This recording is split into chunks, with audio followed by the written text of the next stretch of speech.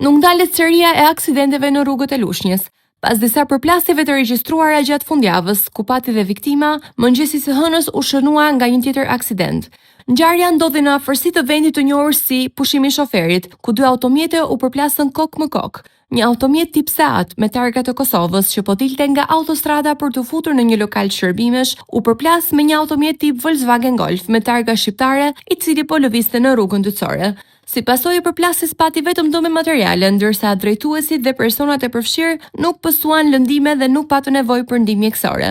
Në vendngjarje mbërriti policia rrugore, e cila kreu veprimet procedurale dhe dokumentoi rrethanat e aksidentit. Sipas të dhënave paraprake, dyshohet se shkaki i përplasjes ka qenë mosrespektimi i rregullave të qarkullimit rrugor nga drejtuesi i automjetit tip Golf, ndërsa hetimet vijojnë për të zbardhur plotësisht dinamikën e ngjarjes.